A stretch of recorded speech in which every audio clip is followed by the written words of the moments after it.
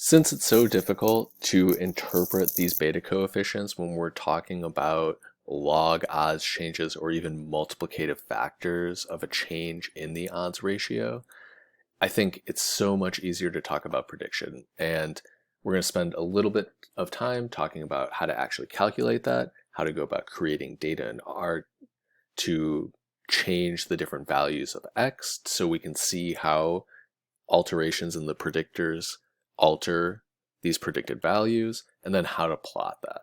But to start off, so how to calculate this, right? We have, again, at least more than two categories. And so we're going to calculate the probability that you're going to fall, or a given observation is going to fall in a given category.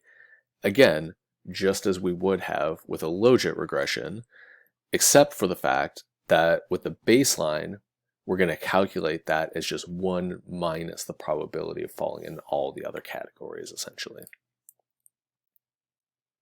And again, we're going to use these probabilities to assign a category for the response of each observation. So you can imagine, for our example, we have 3 different categories. Now, if we had an equal likelihood of falling in each category, it would be like 33%, 33%, and 33%. That's unlikely to happen. And so what we're going to do is we're going to take whichever category has the highest probability, and we're going to assign that as the response. Now, the nice thing in R is that you can distinguish between the two. You can either ask it to give you the response, where it's going to give you the category, or you can give it or ask it for the probabilities of being in each category. So let's set up our prediction data. Now again, what we're doing here is we're setting up different variations of our covariates that we might be theoretically interested in, and we want to see how changes in those predicted or those predictors change the predicted values of falling in different categories. So here all we're doing is setting up a situation in which we have all the possible combinations of our Catholic government variable, non-Christian, Catholic, and Christian but not Catholic, so that competition, and then values of 25, 50, and 75% for both of these. So they'll switch. And the main country that we're going to be using as our example is Spain.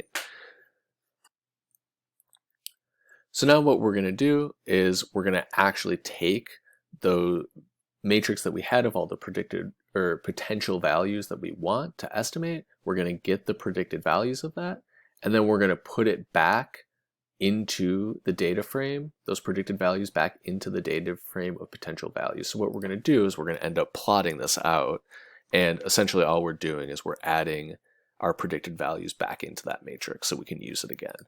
Now, what we're doing here is we're actually getting the mean probabilities of falling within each category for each level of religiosity. And what's interesting here is that we can see that when we have a Catholic government, we do see a higher probability of increasing, and we have a very high probability of doing nothing. But when we have a Christian non-Catholic government, there's almost no probability of doing anything. So it seems like the church basically just holds on to its resources really tight when the government happens to be a competing or opposition Christian government. And when the government is non-Christian, there still is a decently high probability of increasing, but not nearly as high as there is under a Catholic government. And so we want to inspect this just a little bit further. We'll do this by actually plotting those predicted probabilities as a function of the percent of people that are Catholic in the country, as well as whether or not the government is Catholic, Christian non-Catholic, or non-Christian. And what's really interesting is that we can see as the government is Catholic, there is a much higher likelihood of increasing regardless of what the percentage of Catholics is. Again, that's kind of by virtue of how we set this up because it's an additive model, it's not an interaction. But what's important here is that it is greater than Christian non-Catholic or non-Christian. Now in the next video, we're going to talk about how well our model actually did with regards to predicting changes in diases, as well as just the overall variation in our outcome.